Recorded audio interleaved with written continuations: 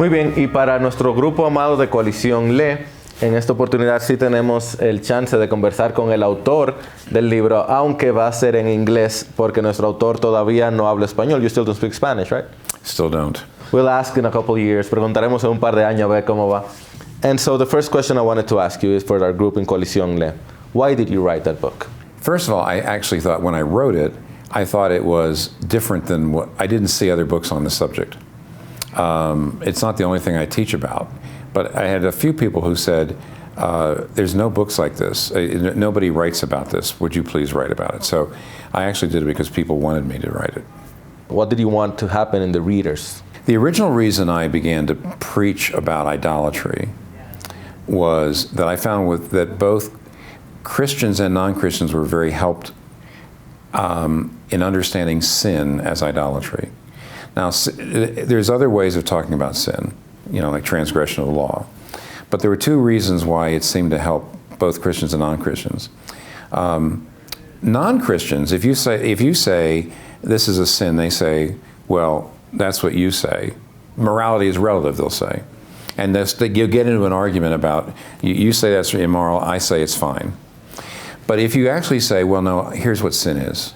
Sin is taking not just doing bad things, but turning good things into ultimate things and making them the ultimate thing in your life, making them a kind of God. When I talk to non-Christians who don't even believe in God, and I say, well, the Bible's understanding of sin is when you take something like work or sex or anything, and you make it into a kind of God, a meaning in life, your identity, and then it eats you up because it's like a God who demands that you satisfy it. It's like one of those old horrible pagan gods that made you sacrifice your children on the altar. And by the way, if you're a businessman and you make an lot of money, you will sacrifice your children on the altar, just like the ancient people did to their gods. And when I talk to non-Christians about that, well, first of all, they get quiet. I'm not telling them they've broken a rule that they can argue with me about. I'm telling them that they're driven and they're unhappy because they're turning something into God, and that's the essence of sin. I said the first of the 10 commandments is, thou shalt have no other gods before me. It really does get me into a conversation with them. Absolutely. Because instead of arguing about moral relativism, they say, okay, I see the problem, but that doesn't prove there's a God. And I said, fine, now though you see there's a problem, and that's what the Bible calls sin. So it helped non-Christians get into the idea of sin, which in a relativistic age is just hard to do. With Christians, I actually think Christians feel good because they don't, but there's an old Southern fundamentalist phrase that goes like this: we don't smoke and we don't chew and we don't go with girls that do. We say, yo no bebo, ni fumo, ni bailo. I don't drink, I don't smoke, and I don't dance. So I'm not doing the bad things, and so I'm fine. Well, when you actually show the first commandment is not about adultery or lying or things like that, but it's having other things more important than God, then that convicts Christians to say, wait a minute, I need the grace of God. Because it destroys the ability to really feel like you can earn your own salvation. If you look at drinking and smoking and dancing, then you can start to feel like, hey, maybe God owes me something. If you look at idolatry, which is also a sin, then you realize I am absolutely lost without the grace of God.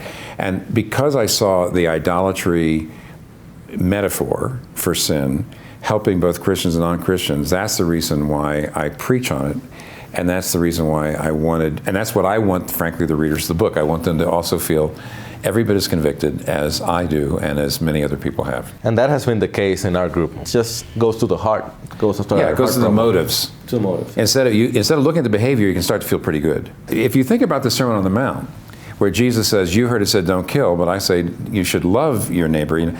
Don't commit adultery, but I say don't have lust. See, he's actually, I think, going after idolatries there.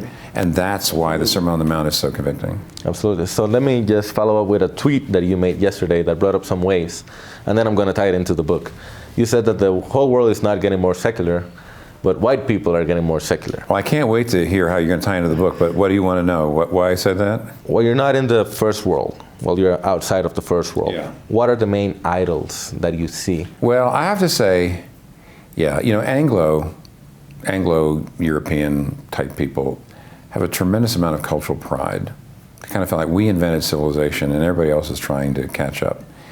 And what's ironic now is now that so many white European people in America and Europe are now secular and kind of atheistic, they're still superior because they look at the rest of the world and they say, why are you all so religious? When are you going to catch up with us?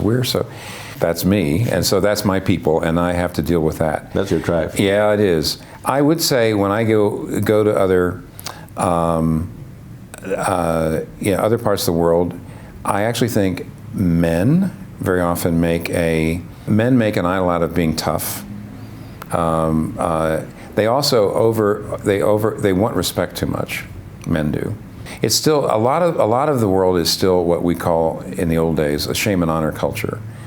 A shame and honor culture is what really matters is that you respect me and you respect my power, and if you cross me, I'm going to show you, I'm going to make you fear me. There's still a lot of that, even in the Christian church. I see that in Latin America, Africa, and China. I do think that each culture has its own idols, and I would say this: if you want to minister in your culture, you need to ask, what are the idols of my culture? So I actually tried to show you, by admitting this incredible cultural pride that white people have. I'm recognizing that in my own culture and in me. And I'm just urging everybody to say, if you want to minister, be willing to admit your own idols of your culture and call each other out. You shouldn't call some other cultures out. You should call your own cultures out. Right, thank you, Dr. Keller. As I said, this book has been particularly enlightening for us as a group. We're very thankful that you wrote it and that you allowed us to translate and work around it, and it's actually very well translated. So it translates pretty well, even though it's not the same culture. Right, thank you. Saludos, Coalición Lee. Sorry about my accent.